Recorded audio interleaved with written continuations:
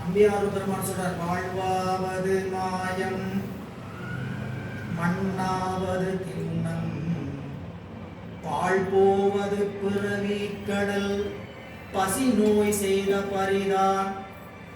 உலக வாழ்க்கையோட தத்துவம் யாருக்காவது தெரியாம இருக்குமா? சரி, வாழ்வாவது மாயம், வாழ்வே மாயம், அதுக்காக தெரியாம இருக்குமா? எல்லாருக்கும் தெரியும். சரிங்களா? வாழ்வாவது மாயம் மண்ணாவது கண்டிப்பா தெரியும். ஆனா அறிவுக்குள்ள செலுத்தி வச்சுக்கிறோமான்னு கேட்டா கிடையாது.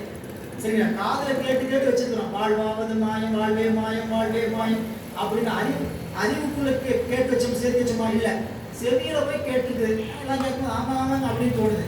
அதனால எப்ப அறிவுக்குள்ள போய் முட்டுதோ அப்ப என்ன தோணுன்னு கேட்டீங்கன்னா, நான் வாழ்ற காலத்துல யாருக்காவது 2 நல்லது செஞ்சுட்டு போறேன்னு, வாழ்ற காலத்துல யாருக்காவது 2 நல்லது செஞ்சுட்டு போறேன்னா பரவாயில்ல, யாருக்கேன்னு 2 தீங்க செய்யாம போயிட்டோம்னா உத்தம். சரிங்களா? சொல்லால, செயலால, மனசால, புரியுங்களா? மனசுக்குள்ள 1000 விகற்பம், புரியுங்களா? ஒவ்வொருத்தருடைய மனசுக்குள்ளே 1000 வகையான விகற்பத்தை நம்முடைய மனம் நாம் கொண்டு வந்து இருக்கக்கூடிய வினை கொடுக்குது. சரிங்களா? இது நம்ம நினைச்சுக்கூட நாம தான் நினைக்கிறோமா, தப்பா நினைக்கிற மாட்டேன். இதுக்கெல்லாம் முழுமையான காரணம் ஆணவ மலம் என்ற ஒன்று. அந்த ஆணவ மலத்தினுடைய விசித்திரம் நம்ம என்ன பண்ண வைக்கணும்னு கேட்டீங்கன்னா, ஒவ்வொரு வகையிலும் நம்மளை துன்பப்படுத்திட்டே இருக்கும். அப்ப துன்பப்படுத்தும் போது நம்மளை முனைத்து நிற்க செய்யும். இந்த ஆணவ மலத்தை அடக்கக்கூடிய ஒரே அங்குசம் ஒருத்தருக்கு தான் இருக்கு.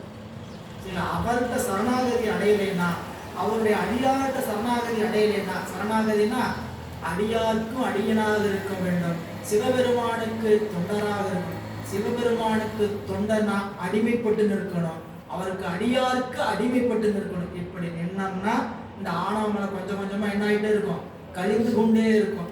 ஆணவமலை நம்மகிட்ட சேட்டை செயலேன்னு தெரியறது எப்படி தெரியும் கேட்டீங்கன்னா, எனக்கெல்லாம் அப்படிலாம் ஒன்று ஆணவம் நான் பெருசாக நினச்சிக்கல, நாளே ஒன்று பெருசாக நினச்சிக்கல அப்படின்னு சொல்லிட்டு இருந்தாவே அதை விட உயர்ந்த ஆணவம் எதுவுமே கிடையாது. புரியல?